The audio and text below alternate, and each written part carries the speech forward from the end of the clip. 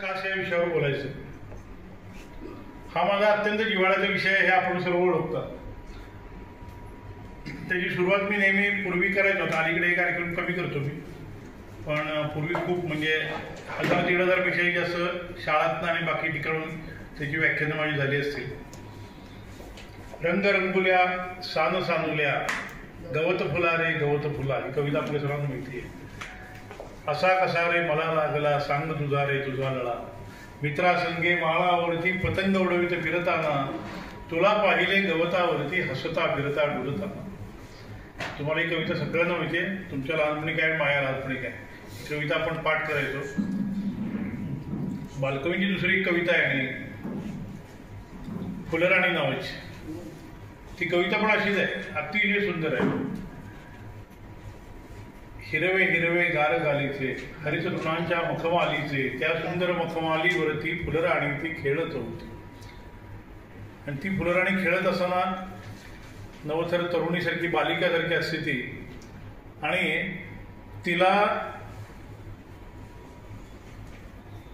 ती ज्यावेळी खेळत असती त्यावेळी तिला बाकी काही समजत नसतं, पण तिला कोणतरी बघत असतं. ढगांचा पडदा असा दूर झाला की मध्ये सूर्याची किरण पडायची आणि तो सूर्य तिच्या प्रेमात पडतो. पण ते प्रेम लग्नामध्ये रूपांतर होतं. त्या फुलरणीचं लग्न लागतं सूर्याशी, आणि ते लग्न लावताना जे जे कोण साक्षीदार असायचे त्यामध्ये तिथं वाहणारे निर्जर असायचे, म्हणजे उडे असायचे. तिथं वाहणारे तिथं असणारे चड्डोळासारखे पक्षी असायचे. तिथे इंद्रधनुष्य पताका धरायचं.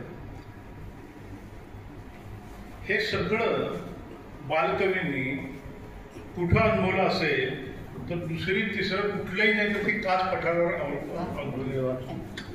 आणि हे मी का अधिकारानं सांगतोय तर बालकवी आणि रेव्हरंड टिळक या दोघांच्या आत्मचरित्रामुळे त्यांनी कास हे नाव नाहीये, पण बाकी सगळं व्यवस्थित त्यांनी उद्धृत केलेलं आहे. अहमदनगरला बालकवी इंग्रज अधिकाऱ्यांच्या मुलांना मराठी शिकवायला इंग्रजी शिकवायला असायचे. आणि ती लोक उन्हाळ्याची राजधानी महाबळेश्वर असल्यामुळं, उन्हाळा म्हणजे आपल्या शरीर उन्हाळा असतं तिथं थंडाव्याची ठिकाण महाबळेश्वर त्यांनीच डेव्हलप केलेलं, ब्रिटिशांनीच डेव्हलप केलेलं, विकास केलेला. तिथं ते सगळे यायचे आणि तिथं त्या सगळ्यांच्या बरोबर बालकवी पण यायचे, रेव्हरंड टिळक पण यायचे. टिळकांची बहीण आहे ती पण तिथे यायची. ते एका घरात ते राहायचे. मुलं ती ब्रिटिशांची अधिकाऱ्यांची मुलं म्हणल्यावर ते कधी शिकायची कधी आम्हाला नाही शिकायचं असं म्हणायची. मग त्या रिकाम्या वेळेमध्ये ते फिरत बसायचे. पावसाळा नुकता संपलेला असायचा आणि ते बालकवींनी लिहिलेले आहेत की मी 12 मैल लांब गेलो, तिथे एका ठिकाणी मुक्काम केला, दुसऱ्या दिवशी बघतोय ते सगळी फुलंच फुलं होती. बालकवींच्या बऱ्याच कविता या त्या काळात त्यांनी लिहिलेल्या आहेत. तो काळ साधारण 1920 ते च्या दरम्यानचा होता.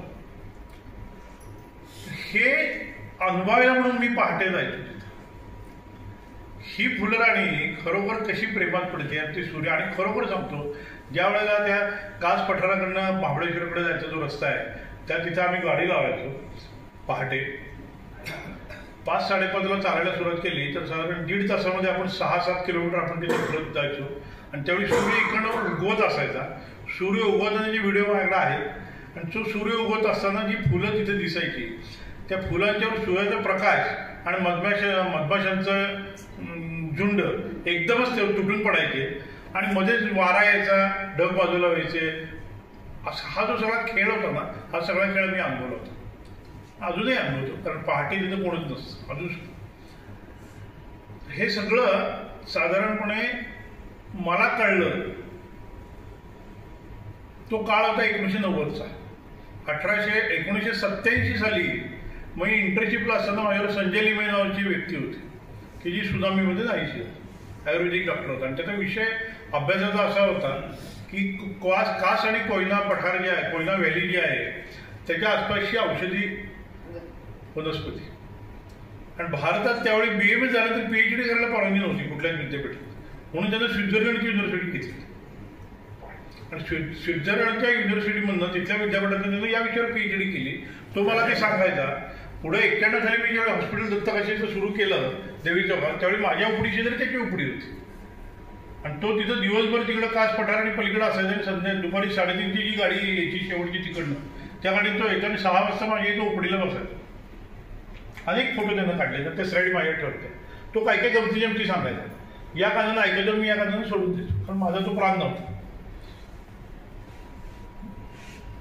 2000 साली ज्यावेळी माझ्या व्यवसायाला 10 वर्ष पूर्ण झाली त्यावेळेला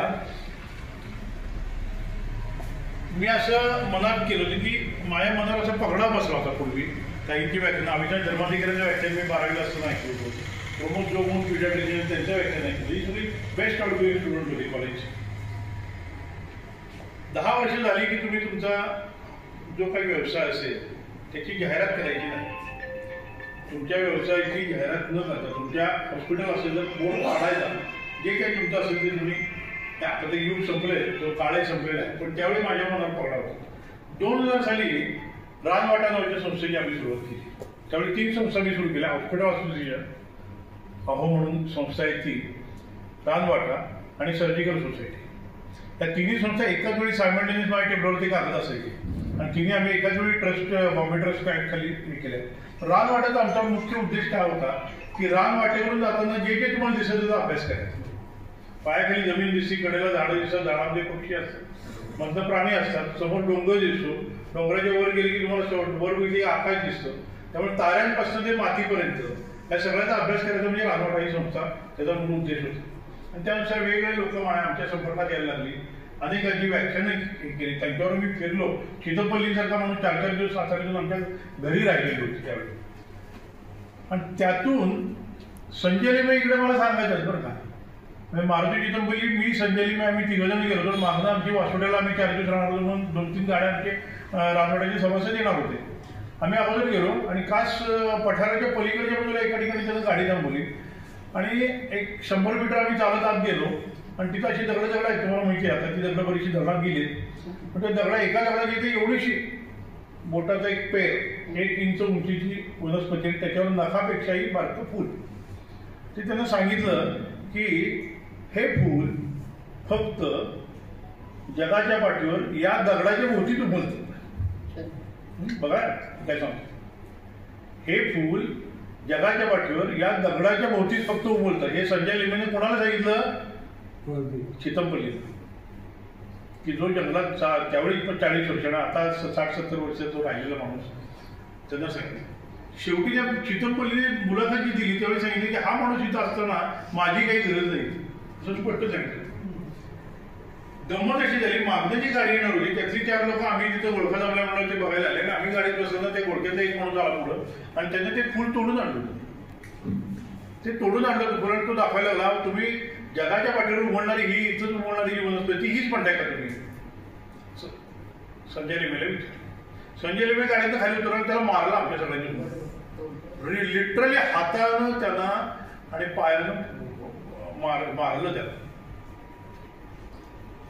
हा जो पगडा माझ्या मनावर बसला होता. पुढं सुनामीमध्ये तो गेला 2004 साली. तो गेल्यानंतर जी गंमत अशी झाली, तो मला बरंच काय काय सांगायचा, मी ते विसरून जायचो. म्हणजे पेपरात बातमी यायची ती कास पठाराच्या पलीकडे एक अजगर सापडला. मग संजय लिमे मला आवडून म्हणायचं अरे मीच पिल्लो असताना 2 पिल्लं तिथं सोडली तिकडला, आता ती कुठे झाली. अनेक गोष्टी म्हणजे अशा सांगायला लागलं तर वेळ पूर्ण नाही. पण गंमत अशी झाली, तो गेला आणि मला लोकसत्ताचे कुमार केतकर त्यावेळी संपादक होते. त्यांच्याकडनं असं आलं की तुम्ही खूप संजय लिमे या विषयावर लिहा.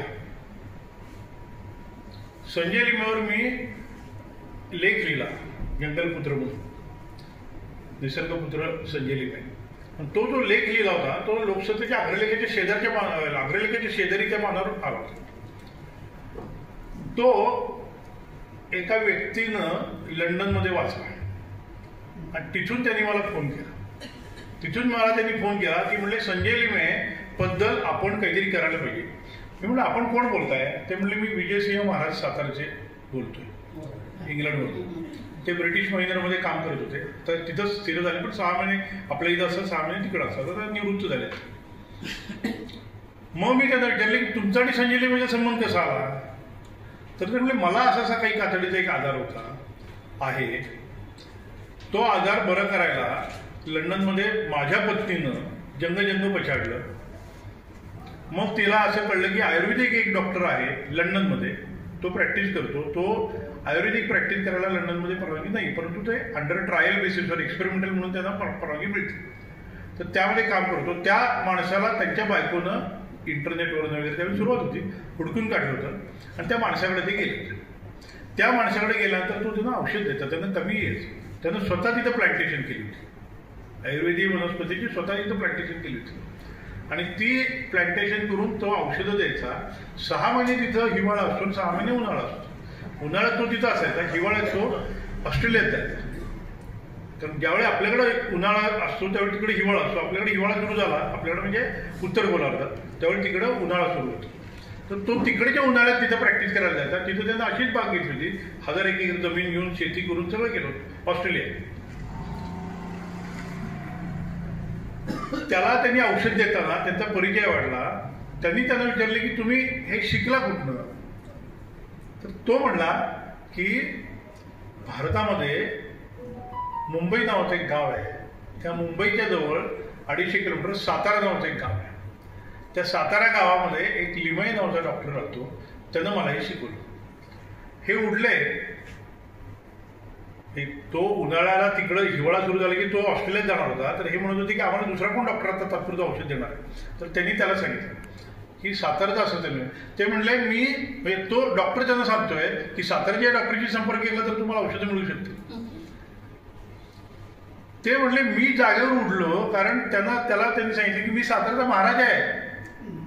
सातारच्या महाराजाला तुम्ही सांगताय की साताऱ्यात एखादा माणूस तुम्हाला औषध देतोय का, हे मला माहित नाही म्हटलं. मग त्यांनी इंग्लंडवरनं, लंडनवरनं सिडनीला जाताना त्याला मुद्दाहून पुण्यात मुंबईत उतरवला. संजय लिमेला तिथनं बोलून घेतलं. संजय लिमे त्यावेळी गेला होता, तिथं त्यांची पुन्हा एकदा भेट झाली. संजय लिमे ज्यावेळी स्वित्झर्लंडमध्ये PhD करत होता, त्यावेळी त्याच्यावर होता स्टुडंट होता. आपल्या जवळचा माणूस आहे पण आपल्याला माहित नसतं, पण हे असं बाहेरून वळसा करून ते आलं ती माहिती. आणि त्यावेळी माझे सुद्धा डोळे उघडले की आपण कुठल्या माणसावर रोज शेजारी बसत होतो. आपण तो संजय लिमे माझ्याकडं अक्षरशः उपसाउशी रडत होता काही वेळात. या माणसाला आपण शेजारी बसलो होतो. मग मी काय केलं, हे सगळं ऐकलं, मी पण चाट पडलो. त्यांनी मला फोनवर हे अर्थ सांगितलं. मग ते भारतात आले. भारतात आल्यावर आधार जोड्यामध्ये बऱ्याच वेळा आम्ही जायचो. आज सुद्धा साताऱ्यातले त्याची जी बायको आहे संजय लिमेची इथली, त्याच्या बायकोकडे अजूनही ते वडूज बिडूज खटावाकडनं तिकडनंच औषधं ते काही येतं तर ती त्यांना देत असतं. तर मग मी त्याचा हे केलं की हे पठार आपण औषधी वनस्पती म्हणून तरी वाचवलं पाहिजे. पर्यटन जाऊ देत, पर्यावरण जाऊ देत. आणि त्या दरम्यान या सगळ्या 10-15 वर्षामध्ये म्हणजे आम्ही राजवटा सुरू केल्यानंतर मला हे सगळं थोडं थोडं काय पण अनेक दिग्गजांच्या सहवासाकडून कळायला लागलं होतं. आणि गंमत अशी दुसरी अनेक झाली, माझे डोळे अनेकांना उघडले. ती व्यक्ती होती ॲडमिरल मनोहर आवटी, हे जे पट्टणला विंचुर्णीला निवृत्त होऊन राहायला आले होते, भारताचे सर्वोच्च त्या नेव्ही ह्याच्यामधले. आणि त्यांना मी एव्हरेस्टचं माझं पुस्तक त्यावेळी मुक्त झालं होतं, ते द्यायला गेलो एव्हरेस्टच्या ट्रेकवरच. त्यामध्ये कस्तुरी मृग होता आणि तिथला प्लास्टिकचा कचरा पडलेला होता. ते सगळं त्यांनी बघितलं. ते म्हणले, डॉक्टर म्हणले, why you are bothering, don't bother about the environment of the Himalayas. Army people are quite capable. तुम्ही त्याची काळजी करू नका म्हणले. पुस्तकात बघितलं मी सगळं. तुम्ही कशाची काळजी करा. त्यांनी माझं पुस्तक ठेवलं इकडे डावाच्या तर सकाळ पेपर उचलला. सकाळ पेपरवर मोठी बातमी होती, काच पठार फुललेला आहे आणि तिथं सगळ्या झाडं, फोटो आहे माझ्या आता याच्यात, सगळ्या गाड्या तिथं फिरत आहेत. गाड्या लक्झरी बसपासून छोट्या मोठ्या गाड्या फिरत आहेत. त्यामुळे you bother about this on your backyard garden. त्यांनी हा शब्द वापरला, बॅकयार्ड गार्डन. मोठा 6-6.5 फूट उंचीचा धिप्पाड असा माणूस तो, भारताचा सहसेनापती म्हणून निवृत्त झालेला. आणि त्याच्या त्या खर्चाचे आवाज इथं जोशी आलेले आहेत, त्यांना त्याची कल्पना आहे की कोण आवटी म्हणजे कोण आहे ते त्यांना माहिती. तर त्याच्यात त्यांनी काम केलेलं आणि त्याचा हात सुद्धा असा पोलादे, म्हणजे ते जहाजाची नांगर वगैरे टाकणारी माणसं कशी असतात तसा तो हात त्याचा मोठा होता प्रचंड. त्या माणसांना पदावर असताना दिल्लीमध्ये राष्ट्रपती भवनातली जी व्हिक्टोरिया गाडी असेल ती सेकंड हँड विकत घेतली आणि त्यांना तो फिरायचा. त्या ताफा त्यांचा ताज असं इंदिरा गांधीचा ताफा अडकायचा, म्हणून इंदिरा गांधीच्या प्राईम मिनिस्टर ऑफिसनं त्यांना कंप्लीट केली, तुम्ही या गाडीतून फिरू नका, असा तो माणूस. तर त्यांनी ते सांगितल्यावर मी खजील झालो. आम्ही राजवाडा संस्था सुरू करून 10 वर्ष झाली होती आणि आम्हाला कास्टच्या बद्दलची माहिती जास्त नाही काहीतरी करायला लागली. आणि मग मी संजय सांगितलेल्या सर्व गोष्टी आठवायला लागलो. त्याच्या घरातनं त्याच्या स्लाईड्स आणल्या, त्याच्याबद्दलचा अभ्यास केला. साताऱ्यातले काही तज्ज्ञ मंडळी आहेत आणि कास्ट पठाराची शास्त्रीय अभ्यास करण्याची काही मूळ माणसं होती 2-3 त्यांना गाठलं. त्यांच्याकडनं काही लिहिलं आणि माझं पुस्तक ते आलं. पहिल्या दिवशी ॲडमिरल आउटिंगच्या असतेच उद्घाटन त्याचं प्रकाशन झालं होतं. वाळिंबी सर्वगिरी जोशी डॉक्टर होते त्यावेळी. आणि त्याच्या 3000 प्रती पहिल्या दिवशी खपल्या त्या पुस्तकाच्या. त्या पुस्तकात काय केलेलं आहे तर त्या पुस्तकात माझं जे प्रेम आहे कास्ट पठारावर होतं ते सगळं लिहिलेलं आहे आणि ते का टिकवायला पाहिजे हे पण लिहिलेलं आहे. तर त्याबद्दल आपण फक्त थोडंसं बघूया. कास्टची वगैरे आता मगाशी सांगताना अर्धवट राहिला एक मुद्दा की आवटीला मी विचारलं की तुम्हाला एवढं प्रेम का. प्रत्येक माणसाचं इन बिटवीन लाईन्स वाचायला पाहिजेत आपण काय सांगतो. तर त्यांनी मला सांगितलं 1943 साली म्हणले मी नेव्हीच्या परीक्षेला बसलो म्हणले बॅटरी झालं. पहिला मला माहिती होतं डॉक्टर पण याच्यात सहज म्हणून बसलो. पहिला म्हणलं मी गेलो ट्रेनिंगला. 4 वर्षाचं ट्रेनिंग त्यांचं 44 ते 47 लंडनमध्ये होतं रॉयल नेव्हीमध्ये. त्यामध्ये ते टॉपर्स होते. ते परत भारतात आले त्यावेळी स्वातंत्र्याची प्रोसेस चालली होती आपली आणि आपली रॉयल नेव्हीची ट्रान्सफर इंडियन नेव्हीत होत होती. तर त्याला त्यांनी सांगितले की 6 महिने तुझा घरी जा विश्रांती घे नंतर तुझी अपॉइंटमेंट येईल त्यावेळी पोस्टिंग मिळेल. ते 6 महिने फलटणला आले होते. वडील म्हणले 6 महिने नुसतं बसायचे माझ्यावर फिरायचे. वडिलांनी त्यांना एक दिवस बैलगाडीतनं लोणंदला आलं, रेल्वेने ते सातारा रोडला आले, पुन्हा बैलगाडीतनं सातारा लागले आणि सातारापासून त्यांनी महाबळेश्वरचा ट्रेक केला. आणि तो कसा केला तर वाई यवतेश्वर कास केला. त्यावेळी कास पठार म्हणत नव्हते. त्या पठाराला कास म्हणतच नव्हते त्यावेळी. पण आपली पाण्याची जी पाईपलाईन ती 1860 पासून आहे त्यामुळे कास तलाव माहित होता कारण तो प्रतापसिंह महाराजांनीच केला होता. गंमत अशी झाली ते म्हणजे आम्ही पहिला कॅम्प आमचा तंबू टाकून कास पठारावर केला होता. पहाटे जेवढी जाग आली मला त्यावेळी सगळी फुलं उमलली होती आणि त्या फुलामध्ये पट्टेरी वाघ फिरत होते. आज सह्याद्रीमध्ये आपल्या भागात पट्टेरी वाघ एक पण नाही. तो तुम्ही कॉन्झर्व करायचे का. कस्तुरीमृग आणि हिमबिबट्याची काळजी हिमालयातली लोक घेत आहेत.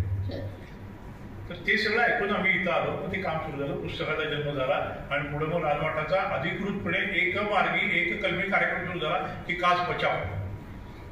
मग मी अभ्यास सुरू करताना मला असं कळलं की कास पठाराला मोहर कुठली तरी डेफिनेशनची मिळायला पाहिजे, कुठला तरी शिक्का मिळायला पाहिजे. कारण वन खात्याकडेही कास पठाराची माहिती नव्हती, त्याची डेफिनेशन केलेली नव्हती.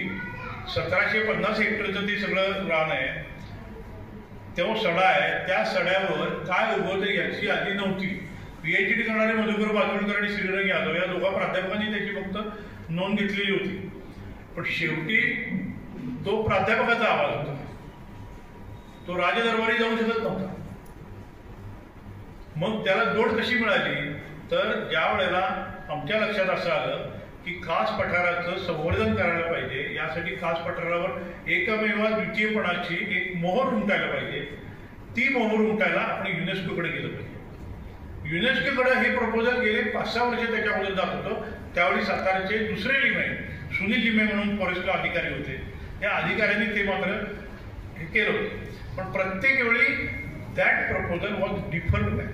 डिफर्डचा अर्थ नाकार नाही, ते पुन्हा विचारासाठी आलेलं होतं. तो विचार काय करायचा तर त्याचं एक स्टेटमेंट असं होतं की there is no involvement of the villager surrounding this plateau, असं एक वाक्य होतं. त्या कास पठार जे पिवळं दिसते तुम्हाला त्याच्या अवतीभोवतीची जी गाव आहे त्या लोकांना हे कास पठाराबद्दल माहीत नाही. त्यामुळे त्याच्या conservation without emotions is useless. ते इमोशन त्यांच्या स्थानिकांच्या त्यात पाहिजे आणि त्यासाठी आपण प्रयत्न करायचा. मग आम्ही काय केलं की 4 मुख्य गावं, कास गाव पलीकडे आहे, अलीकडे आटाळी गाव आहे, पलीकडे एकीव गाव आहे आणि कुसुंबी आहे. या 4 गावातल्या लोकांना धरलं. त्या गावाच्या लोकांची एकत्रीकरण केलं. तिथं अक्षरशः आमचे 10-20 मिटिंग झाल्या प्रत्येकाच्या गावाच्या मंदिरामध्ये.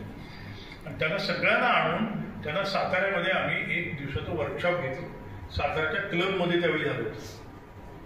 त्या क्लबमधलं जे वर्कशॉप होतं त्याला 30 आंतरराष्ट्रीय संस्थांचे प्रमुख होते. त्यामध्ये बॉम्बे नॅचरल हिस्ट्री सोसायटी BNHSचे प्रेसिडेंट खुसरो खान म्हणून होते, पारशी तो होते. आपले कुबर साहेब होते.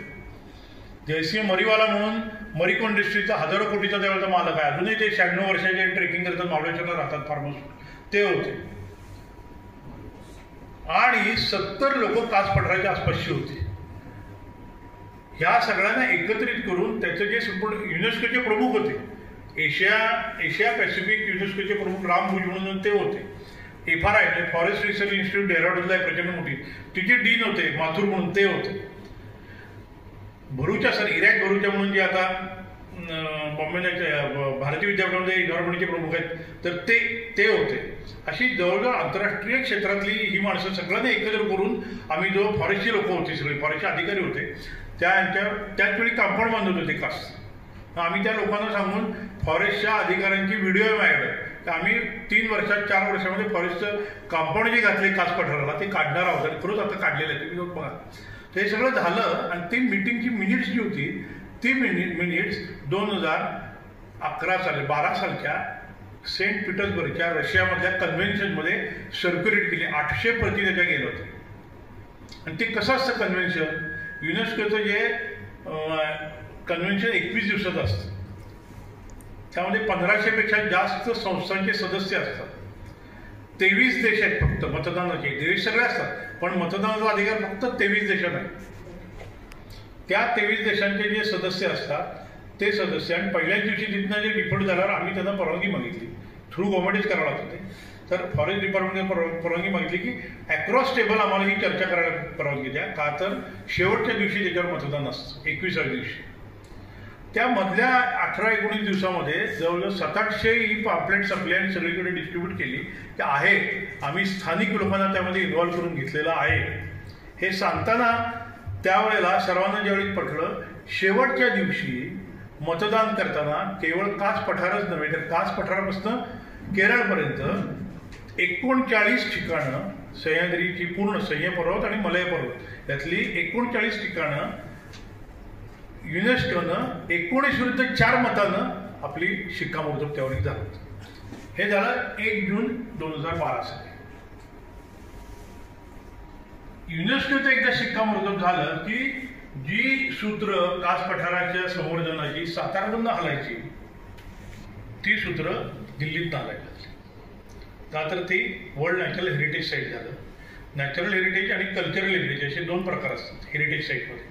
आणि तिसरा प्रकार मिक्स. मी फॉर एक्झाम्पल तुम्हाला एक उदाहरण देतो. रायगड किल्ला निसर्ग निर्मित आहे, पण त्याला किल्ल्याचं रूपांतर शिवाजी महाराजांनी केलं. त्याला नुसतं भूगोल नाही, त्याला इतिहास आहे. त्यामुळे ते नॅचरल हेरिटेज पण झालं आणि कल्चरल हेरिटेज पण झालं.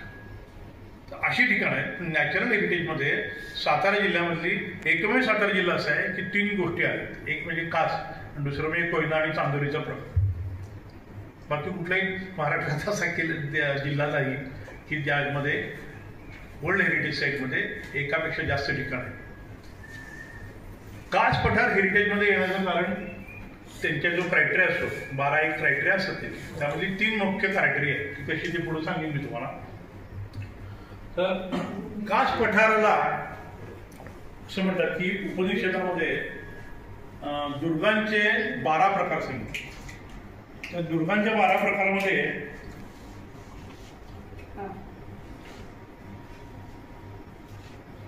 जलदुर्ग आहे, वायुदुर्ग आहे, जलदुर्ग आहे, वनदुर्ग आहे, गिरिदुर्ग आहे, कर्दमदुर्ग आहे, चिखलामधला किल्ला, लाकडाचा किल्ले आहे, अशी अनेक गोष्टी आहेत. त्यामध्ये एक वायुदुर्ग आहे. वायुदुर्ग म्हणजे जलदुर्ग म्हणजे पाणी त्याचं संरक्षणात असतं, वनदुर्ग म्हणजे वन आहे संरक्षणात असतं.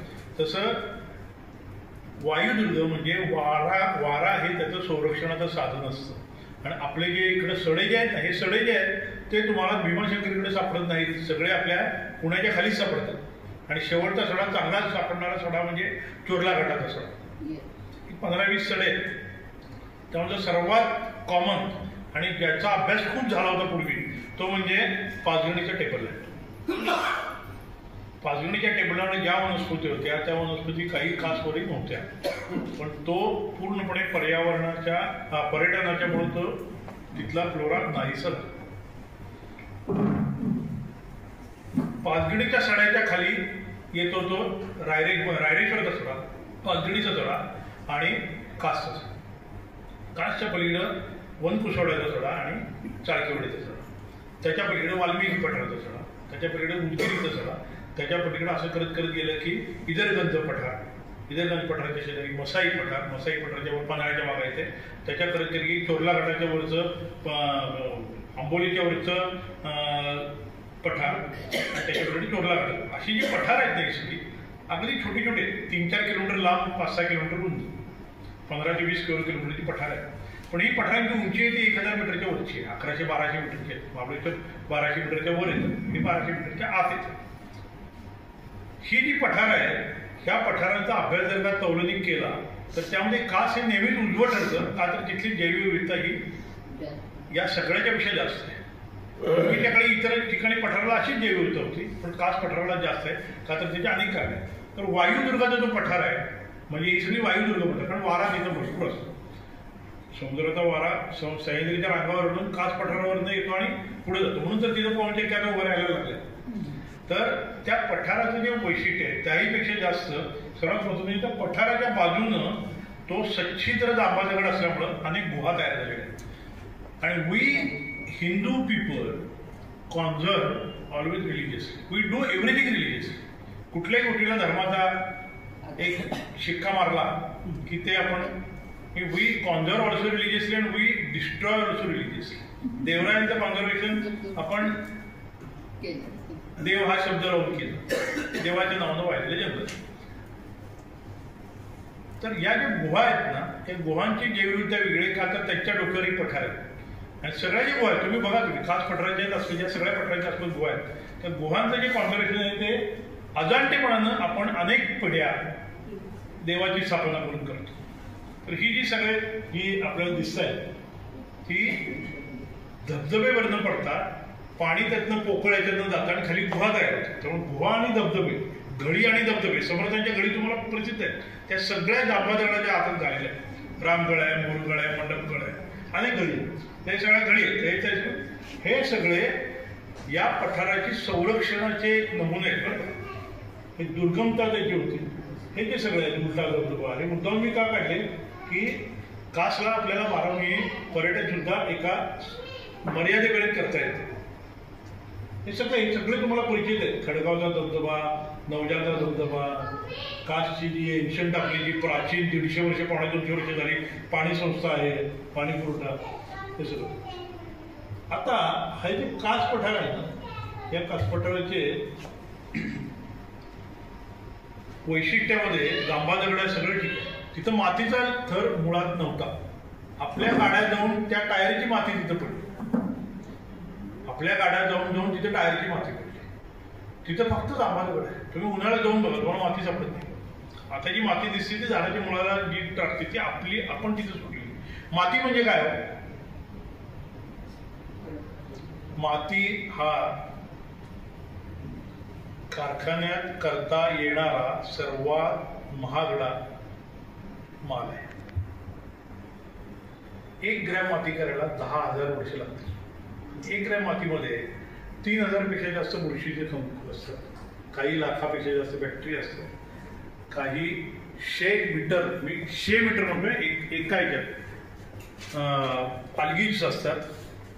1 ग्रॅम माती सुपीक बनवायला, आणि ते कोण करतं? कारखाना कुठला आहे? माती तयार करणारा कारखाना एकमेव निसर्गाचा आहे, तो म्हणजे नदी. आणि नदीचं हे जे प्रोडक्शन आहे माती करणं, पर्वतावरनं निघते नदी आणि खाली समुद्राला मिळते. जाताना दगडाच्या मध्ये ग्राइंडिंग होत असतं. ते ग्राइंडिंग कशात होत असतं तर सर्व झालं गेलं गंगेला पाहिजे मिळतं ते सगळ्याचं ग्राइंडिंग होत असतं आणि त्याची सुपीक खत तयार होत असतं, त्याला म्हणतो आपण माती. आणि ही जी माती आहे ती तयार करण्याचा जी आई आहे नदी, त्या आईनं ती आता मृत झालेली आहे. भारतातल्या नव्हे तर आशियातल्या 99% नद्या या मृत आहेत, त्या सुपीक मातीच करत नाही. आज जी आपण माती म्हणून घेतो ती काही अब्ज वर्षांची सगळी पुण्य आहे. तर ती जी माती आहे ती कास पठारावर नाही. मग जसं लेह लडाखच्या बाबतीत नेहरू म्हणले होते की इथं काहीच उगवत नाही, ते का उपयोग आहे त्याचा? मग त्यावेळी नागपैंनी उत्तर दिलं होतं की तुमच्या टकलावर काय उगवत आहे का, म्हणून तुमच्या टकलाचा काय उपयोग आहे का असं म्हणायचं का? तसं कास पठाराच्या बाबतीत तिथं काय उगवत आहे? हो, जाणारी माणसं उन्हाळ्यातच जायची. आपण जांभळं खायला फक्त जातो तिथं, पलीकडे जायचो लहानपणी. पावसाळ्यात कोण जायचं? पावसाळ्याची फुलं ही आत्ता अलीकडे तुम्हाला समजायला ती उगवत होती पूर्वीच. पावसाळ्यात तुम्ही एखादा चुकून त्या इष्टेने गेला, समजा सरकारी नोकर असेल, तो गेला पलीकडे बांबोलीकडं, तर त्याला फुलं नाही दिसायची, त्याला ढगच दिसायची तिथं. तो कशाला उतरून बघतोय फुलं कशी दिसतात ते? आपण बघणार कधी हिवाळ्यानंतर, उन्हाळ्यानंतरच बघणार. त्यावेळी सगळा तो काळा लाल सडाच असतो तो सगळा. तो कसा होता? असा होता. ही काशची पहिला रस्ता आहे आणि त्यानंतरचा रस्ता असा, आणि त्यानंतर आता जो झाला तो तुम्ही बघा केवढा मोठा रस्ता. मला ज्यावेळी कास्ट मराठीतलं मी जे पुस्तक लिहिलं त्यावेळेला मी बँक ऑफ मराठीकडे गेलो होतो. ते श्रीराम नानाला आज आलेले ते नव्हते, पण त्यांच्यावर मी गेलो, त्यांच्याकडे गेलो मी बँक ऑफ मराठीमध्ये. मी कसा योग्य माणसाकडे गेलो ते मला नंतर कळलं, का तर नानाला मी ते सगळं ऐकून घेतलं माझं, आणि त्यांनी दिलं त्यांच्या रिजिनल मॅनेजर. ते म्हणले की हे कास्ट पठार एवढं चांगलं आहे, यांनी पुस्तक लिहिलेलं आहे आणि त्याच्यावर अनेक लोक अभ्यास करत आहेत, आणि टुरिझमच्या तर त्यावेळी सगळ्या संस्थांच्या उड्या तिथं पडायचं लागलेलं आहे. कास साताराचे प्रत्येक घरात पाहुणे येते कास पठार बोलले की, अजूनही येतात पण आता कमी येतात, आता मॅरेथॉनसाठी येतात, परंतु त्यावेळी सगळे घरात त्यावेळी असायचे. तर त्याच्या रिजनल मॅनेजरने सगळं ऐकून घेतलं. ते म्हणले की हा मुद्दा जरा मला म्हणले आपल्या चेअरमनच्या परमिशन खाली, मग चेअरमनची परमिशन आम्ही घ्यायला गेलो. आणि माझं नशीब एवढं चांगलं, मी आणि नाना ते चेअरमनच्याकडे गेलो पुण्यामध्ये. तो चेअरमन नेमके MSc एन्व्हायरमेंट केलेले होते, अलेक्स पेरेरा म्हणून. आणि 11 वाजता त्यांनी 10 वाजता बोलवलं होतं. आम्ही पावणेदारा जाऊन बसलो होतो. ते आले तिथं, ते नॅशनलाइज बँक असल्यामध्ये आत गेलं तर पहिले झेंडा बांधूनच तिथं आतच त्यांच्या खोली. आणि मग आम्ही सगळे 6-15 वगैरे जाऊन तिकडे बसलो. लॅपटॉप होता माझा, लॅपटॉपवर त्यांना मी ते सगळं त्यांनी ऐकून घेतलं. 5 मिनिटाची मिटिंग होती ती. 5 मिनिटाची मिटिंग पुढे 1.5 तास चालली. आणि ते 1.5 तासाच्या शेवटी त्यांनी काय केलं असेल, त्यांनी माझ्याकडे चेकबुक टाकलं. ते म्हणले मी सही केली याच्यावर, माझ्या बँक ऑफ महाराष्ट्राच्या चेअरमनच्या पर्सनल एक कोटा असतो डोनेशनचा, त्याच्यात तुम्हाला पाहिजे ते आपण घ्या. का तर त्यांनी मला गेले की doctor please tell me one reason why we should conserve this. तर मी म्हटलं तुम्हाला एक नाही म्हटलं 2 उदाहरणं देतो. मध्ये कास पठार आहे, या बाजूला काळकीवाडीचं आहे, आणि उत्तरेकडं टेबल लँड आहे. सगळी पठाराची उंची सेम, आकार सेम, सगळं सेम. पण 1850 नंतर महाबळेश्वर रोड पुढे आले, तिथं पाचगणी हे एज्युकेशनल हब म्हणून आलं, आणि तिथं ट्रॅफिक सुरू झाली. 50 सालानंतर ते थंड हवेच्या ठिकाणच झालं. त्या रस्त्याला ट्रॅफिक सुरू झाल्यानंतर गाडी जातात त्याच्या खाली साप येतात. एका गाडीखाली एक साप जर का आला, फार उदाहरण नाही घेतली, गाडीखाली साप येतात. आज जेव्हा महाबळेश्वरला पावसाळ्यानंतर बघा तुम्ही गाडीखाली कितीतरी साप रस्त्यावर मेलेले असतात. एक साप आला तर एक साप मेला, याचा अर्थ काय असतो माहितीये? एक साप मेला म्हणजे तो वर्षभर आठवड्याला एक तरी बेडूक खात असेल. म्हणजे 52 बेडकं वाचली. 52 बेडकं वाचली. 52 बेडकं वाचली म्हणजे एका बेडक्याला रोज 250 ते 300 डासांसारखी कृमी ते कीटक मटकावत होतो. पाण्याच्या जरी बसून मटकावतो. 52 बेडकं वाचली म्हणजे एक साप मेल्यानंतर 52 बेडकं वाचली म्हणजे 52 गुणिले 365 गुणिले 250 एवढे कीटक संपले. आणि कीटक हे फुलांचे पोलिनेटर असतात. त्यामुळे तिथली फुलं संपली. ज्यावेळेला रस्ताचा गाडीचा स्पीड 10 ते 20 किलोमीटर होतो, 10 ते 20, त्यावेळी मरणारे साप असतील, सरडे असतील आणि कुठे जनावर असतील, त्यांची संख्या समजा 10 असेल तर ती 10 की 20 नाही होत. गाडीचा स्पीड 10 ते 20 झाला तर मरणाऱ्या प्राण्यांची संख्या दुप्पट नाही होत, स्क्वेअर पट 100 होतो. या वेगाने किती साप मरत असेल, किती कीटक मरत असेल. पाचगणीचा फ्लोरा सगळा संपला. अलीकडच्या काळात 30-40 वर्षामध्ये जरा जाणीव झाली म्हणून आता छोटी छोटी फुलं तिथे यायला लागली. नाहीतर आज सुद्धा काचच्या फुलाची सायंटिफिक नावं बघितली तर त्यात पाचगणीन्सिस नाव आहे, त्यामध्ये महाबळेश्वरेन्सिस नाव आहे, त्यामध्ये पुरंदरेन्सिस आहे, त्यामध्ये सातारेन्सिस ही नाव आहे. ही सगळी फुलं त्यावेळी तिथं होती. आता आपण इकडे उडवतो. आता पुढची गंमत सांगतो. त्यांना मी म्हणलं दुसरं उदाहरण देतो. पलीकडचं जे पठार आहे ते चाळकेवाडीचं आहे. तिथं साधारण 1988 नंतर पवनचक्क्याचे वाहतूक सुरू झाली. 700-800 पवनचक्क्या आहेत. पवनचक्क्यामुळे जी हेवी व्हेकल यायला लागली त्याच्याखाली साप तर मरत होते, पण त्याहीपेक्षा जास्त उलटा इफेक्ट असा झाला. बघा तुम्ही पर्यावरणाच्या ज्या साखळ्या असतात त्या एकमेकांवर कशा अवलंबून असतात. पवन चक्क्याचे फेरे असे जे फिरायला लागले त्यामुळे गरुड सारखे शिकारी पक्षी येईनच. गरुड काय खातो तर साप खातो. साप काय खातो? उंदीर खातो. साप बेडकं खातो. हे साप मेल्यामुळं साप वाचले. आज सुद्धा एका एकरामध्ये 10-20 प्रकारचे साप सापडतात. एवढे साप नव्हते. सापांची संख्या मर्यादित राहण्यासाठी कोण काम करतं तर गरुडासारखे पक्षी काम करायचे. ते तिथं वाढलं, तिथं स्नेक बाईट वाढायला लागले ते सोडून द्या, पण तिथला फ्लोरा त्यामुळे सांगतो. म्हणजे हे जे बॅलन्स आहे ना ते बॅलन्स फक्त आपल्या नजरेमध्ये कास पठार आणि काही हिडन जी पठार आहेत अजूनही तिथं हे चालतं. तर हे उदाहरण दिल्यानंतर त्या महाराष्ट्र बँकेच्या चेअरमननी मला कोरा चेक दिला. त्याच्यावर मी 5.5 लाख रुपये आकडा टाकला आणि त्यांना मी सांगितलं ही पुस्तकं मी जी इंग्रजी आवृत्ती आणणार आहे, मराठी आवृत्ती आणणार आहे, त्याची तुम्हाला 2000 पुस्तकं मी देतो.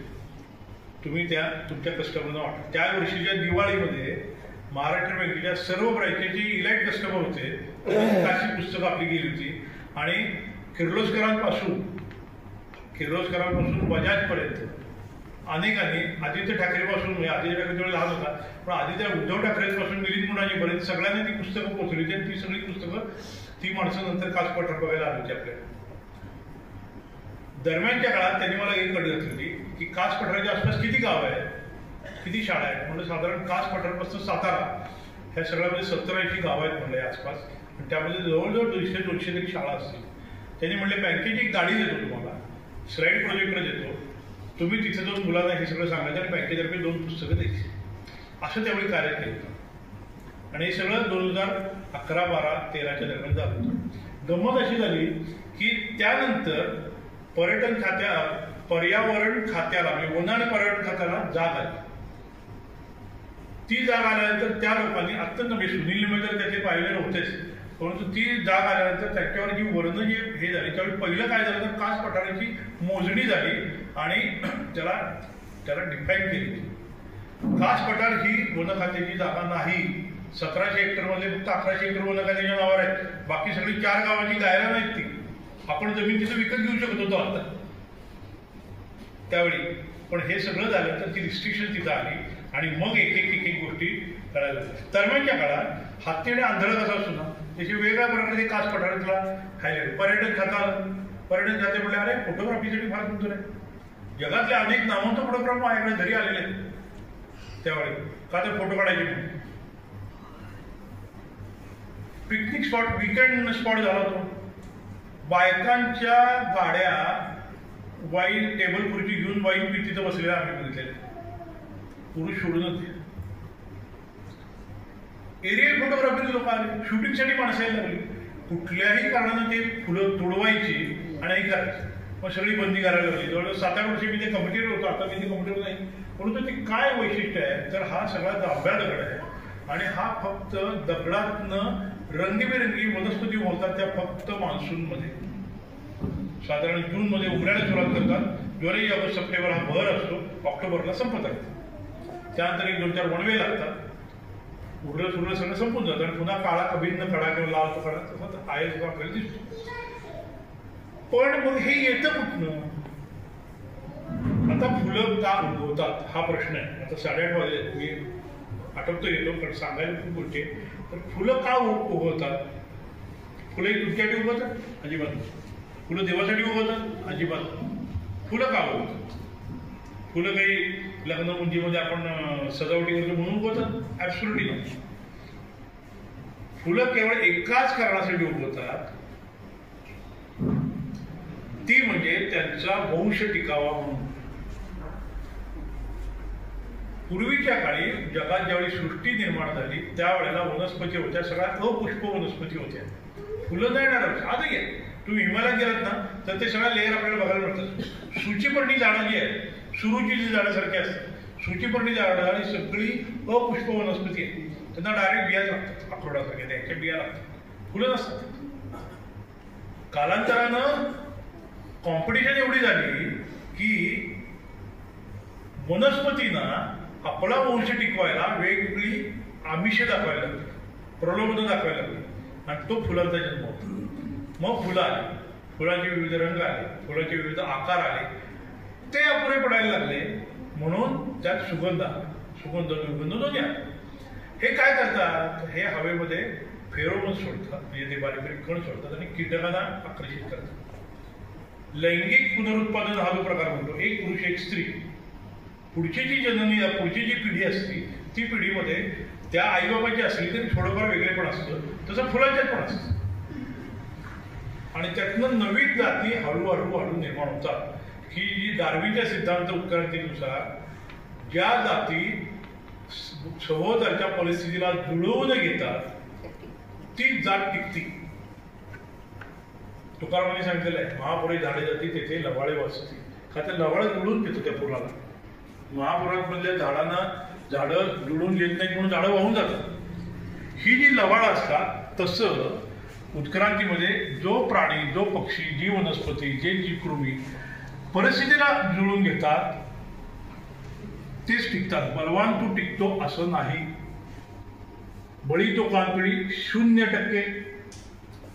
जो जुळून घेतो, फिटेस्ट सर्वायवल कोणाचा होतो तर तो फिटेस्ट असतो. तो फिटेस्ट म्हणजे बलवान नाही, जो जुळून घेतो तो. ही फुलं फक्त पावसाळ्यात येतात आणि त्यांचं भविष्य टिकवतात. किती आयुष्य असतं त्या वनस्पतीचं? तर बऱ्याचशा वनस्पतींचे 1 दिवसाचं 1 रात्रीचं आयुष्य असतं. एका रात्रीचे उगवतात, दुसऱ्या दिवशी फुलतात. काही वनस्पती खाली फुलतात. खास पठाराच्या वनस्पती त्या जांभळाच्या सच्चित्र पोरमध्ये आत फुलतात. माझ्या पुस्तकामध्ये हे की फळं मग काय प्रकार म्हणून पहिल्या टाकलं ते फळ फक्त वर येतं फुलाचं, पण फुलं खाली असतात. त्याला क्रिप्टोकॉरेज म्हणतात. क्रिप्टो आणि कॉरेज म्हणजे समूह म्हणजे जमिनीखाली फुलतात. काही वनस्पती तिथं मातीच नाही, पिकाच्या वेगाचा कंद असतो. कंदा टिकून राहतो, वनस्पती वरची जाते, पुन्हा पुढच्या वर्षी पाऊस पडला की पुन्हा ती कंदातनं वनस्पती. त्या वनस्पतींना नायट्रोजन पाहिजे असतं, मातीत नायट्रोजन नाही, कारण मातीच नाही. ते इन्सेक्ट खातात, कीटक मारून खातात. त्या वनस्पतीत आहे कास पठारावर. अशा विविध रहस्य तिथं आपल्याला बघायला मिळतात. आणि आपण म्हणतो वनस्पती वेगवेगळ्या रंगीत वनस्पती रंग बदलतात. फुलांचे रंग नाही बदलत, वनस्पतीत बदलतात. वेगवेगळी फुलं आहेत ही सगळी, तोच व्ह्यू पण रंग वेगळा असं मी सांगतो. आणि महत्वाचं म्हणजे कास पठाराचं महत्व कशासाठी आहे तर या नवीन जातीचा अभ्यास करायला सोपं जाऊ अशी ती लॅबोरेटरी, ती प्रयोगशाळा आहे नवीन जाती निर्माण करणारी. दुसरं कास पठाराचं वैशिष्ट्य असं, ही फुलं बघत राहा तुम्ही, परंतु त्यापेक्षा मी जास्त सांगतो, ही सगळी मांसाहारी फुलं निळी दिसत आहेत. दुसरं कास पठाराचं वैशिष्ट्य असं आहे की तो एक जैव विविधता तर ठेवा आहेच, परंतु साधारण 50 लाख वर्षापूर्वी आपले जे निकटचे भाऊबंद खंडाचे होते ते सिद्ध करणारा एक स्थळ आहे. म्हणजे कसं तुम्हाला एक सांगतो की पूर्वीच्या काळी साधारण 5 कोटी 10 कोटी वर्षापूर्वी पूर्ण पृथ्वीवर सगळीकडे महासागर होता आणि एकाच ठिकाणी खंड होतं. त्या खंडाला जमीन होती, त्या खंडाला म्हणतात पॅंजिया. पॅंजिया खंडाचे 2 भाग झाले. पृथ्वी फिरत असते ना, तेव्हा 2 तुकडे झाले. वरचा तुकडा जो झाला तो वर सरकारला, खालचा तुकडा खाली राहिला. वरच्या तुकड्याला म्हणतात लॉरेशिया आणि खालच्या तुकड्याला म्हणतात गोंडवन. वरचा तुकडा जो फिरायला लागला त्याचे परत 5 तुकडे झाले. एक तुकडा उत्तर अमेरिका म्हणून तिकडे फिरला, दुसरा रशियाचा भाग झाला.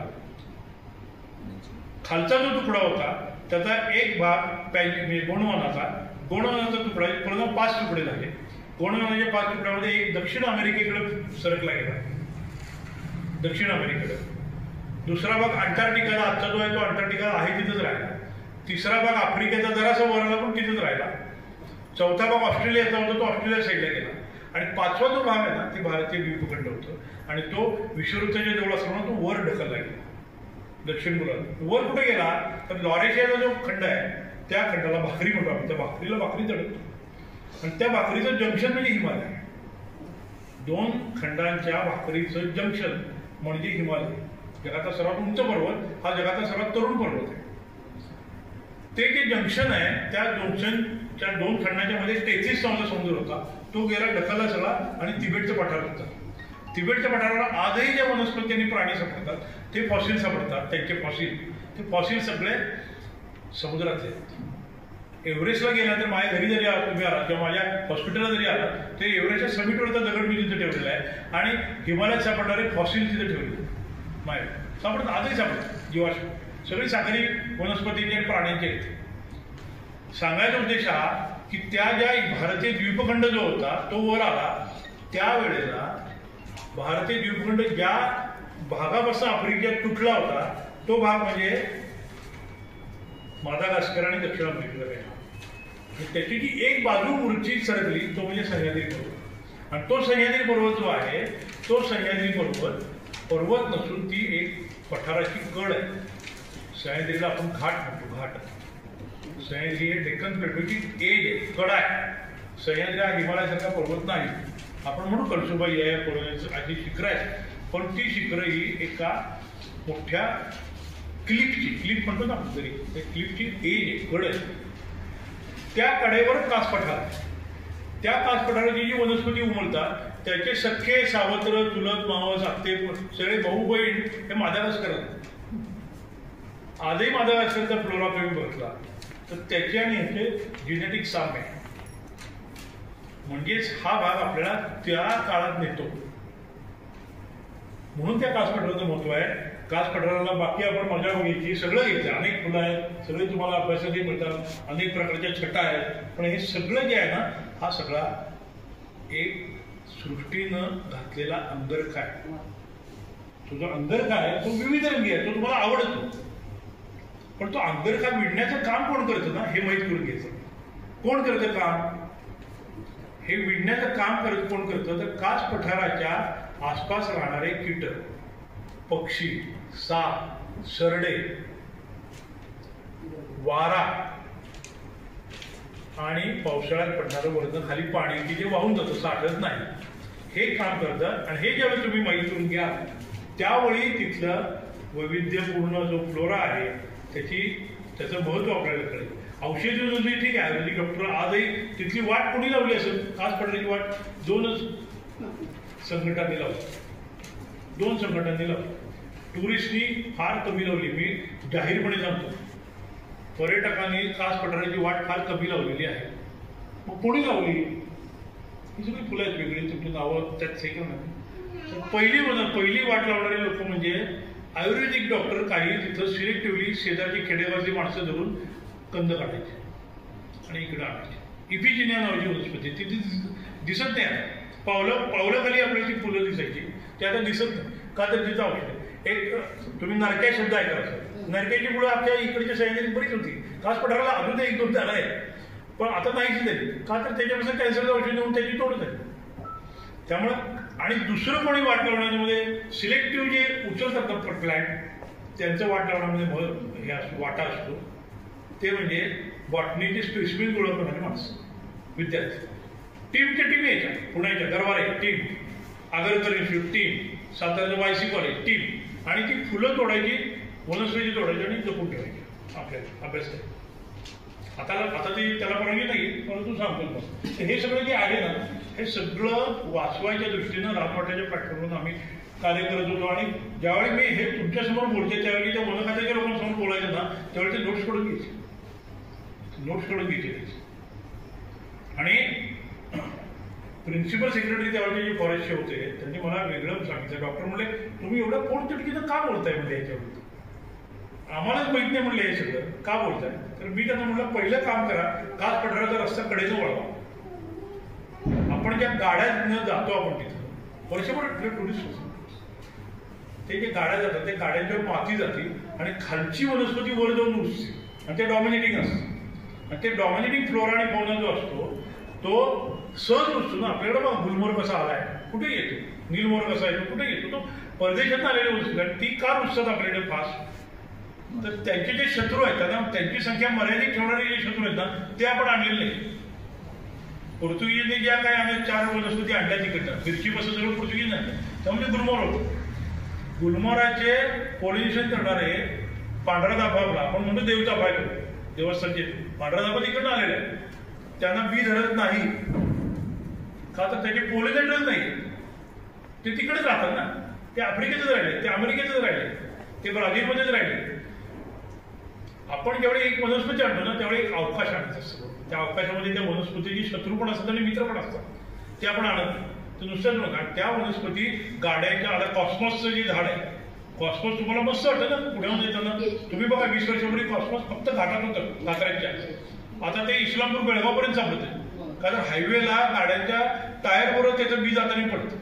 आणि ते इतकं डॉमिनेटिंग आहे की ते सगळा फ्लॉरा नष्ट करतं.